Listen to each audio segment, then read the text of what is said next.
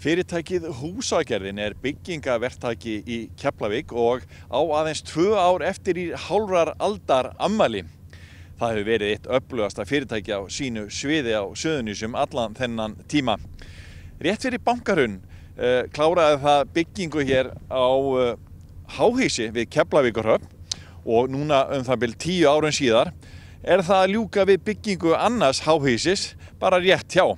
Við hittum eiganda fyrirtækisins, Ásgeir Agnarsson, og ræddum við hann starfsemina og spurðum út í háhýsagerð við Keflavíkurhöfn. Ásgeir, við erum hérna við Víkurbrautina við Keflavíkurhöfn sem að núna reyndar, það einhver bátar hérna eins og voru í gamla daga, en nú ertu búin að byggja hérna 2 háhýsi.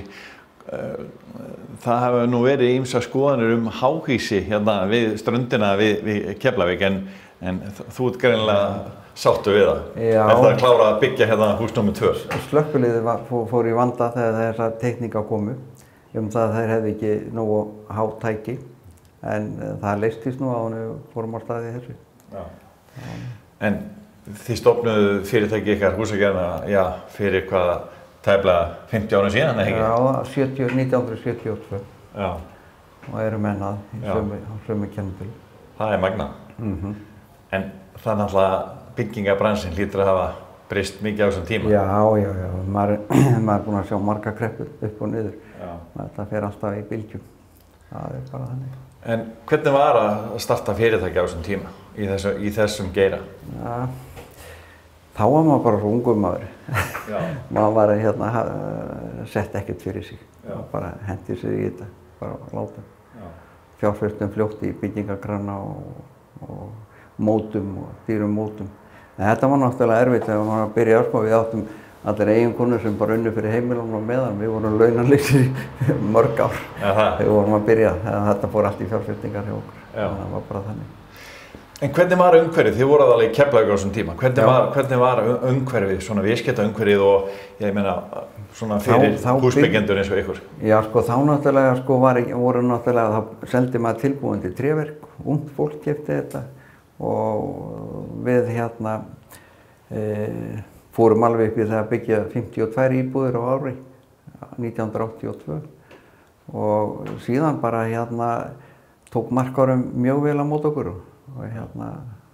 Við tölum oft það að Bjarni og Hilmar þeir seldi allt fyrir okkur. Fasteignasalarnir? Já, fasteignasalarnir. Og það var ekkert að selja hraðar heldur en Bjarni gat vélritað. Þá var þetta allt vélritað með kaltípapír.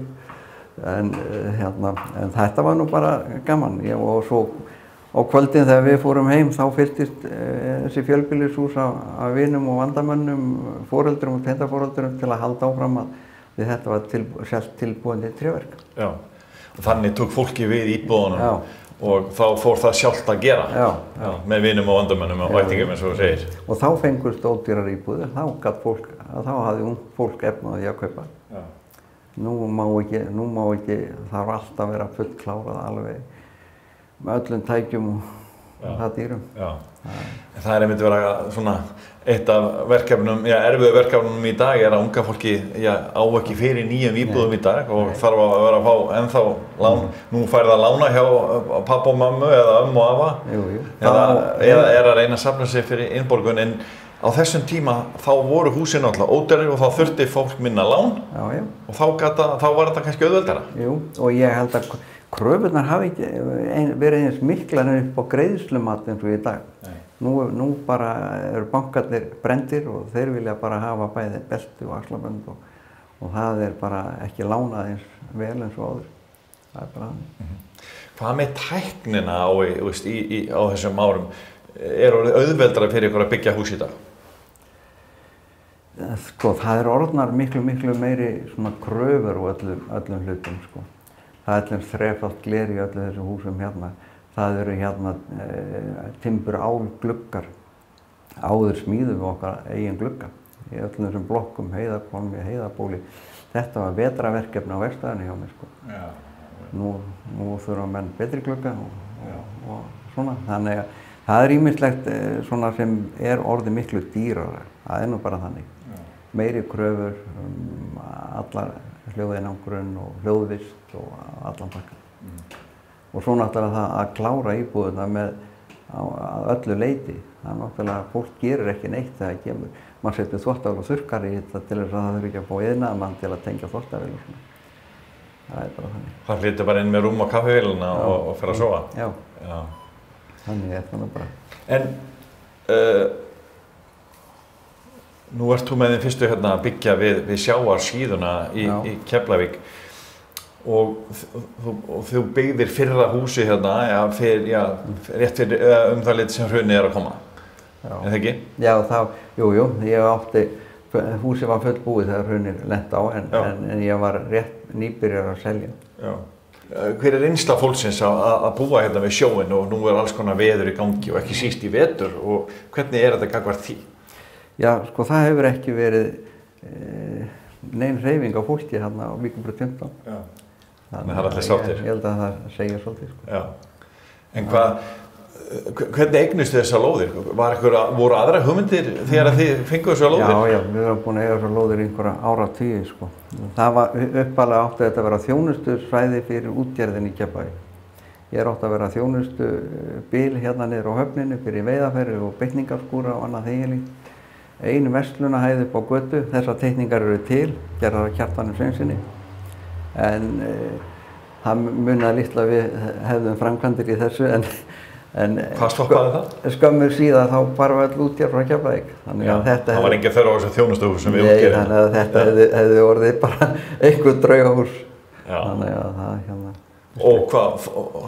Svo var það Ormar Þór, arkitekt bara teiknar allt fyrir Hitaveitu Suðurnes og við vorum að vinna fyrir Hitaveituna og byggja fyrir út í Svartsengi og þá vildi Ormar Þór endilega fá að vinna fyrir okkur eitthvað og teikninga fyrir okkur.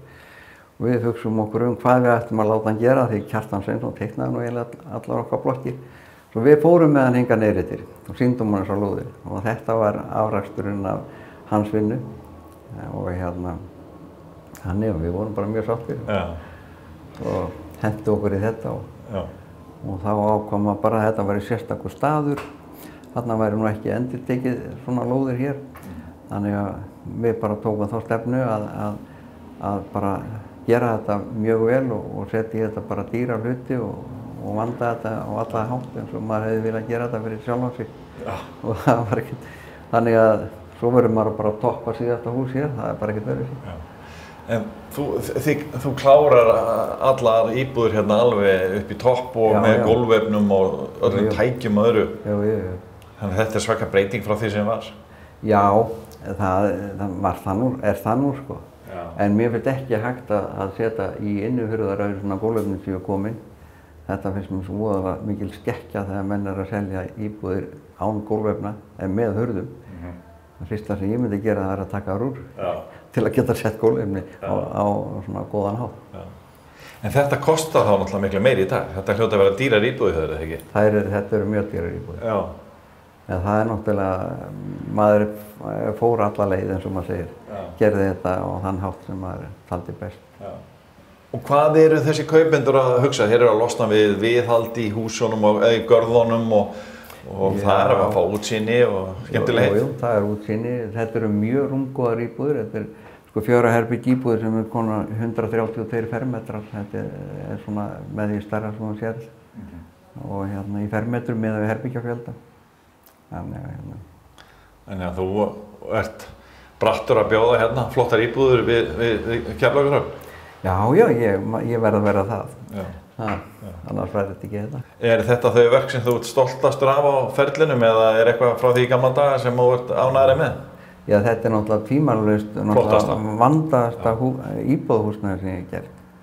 En maður var náttúrulega mjög stoltur af hérna eins og fyrst í Mýrverksmiðjunni í Helguvík sem við gerðum bara á 6 mánuðum og ýmislegt svona safnaðarheimilinu í Keflavíkurkirkju. Gríðarlega flott. Já, þetta er svona, það eru flotta byggingar sem maður hefur gert. Það vantar ekki. En þú ert búinn að vera með rekstur í tæp 50 ár hérna í Keflavík og nágrenni. Hvernig upplifir þú svona bæjarfélagið í þessu öllu saman? Ég upplifði það vel. Ég var ekki hérna, ef ég upplifði það ekki vel. Þá hefði maður flutt sig inn í Reykjavík eða eitthvað ef maður hefði verið. Ég er alveg sáttur hér. En það er svolítið sérstakt þegar maður horfir út hérna úr einni íbúðin hjá þér. Þetta er glæsilegt útsýni. En eini báturinn sem hérna í Keflavíkurhöfn lóðsinn. Það svolítið sérstakt. Það það. En þetta rosalegt líf og fjör hérna þegar makríllinn hérna. Það mjög gaman að fylgjast með þessu hérna. Já. Og með hann í beinni útsendingu hérna í nokkra vikur. Já. Mikið fjör. Þá geta menn sest hérna út með kaffibollan sinn og fylgst með löndum. Já. Það mikið líf og fjör. Já.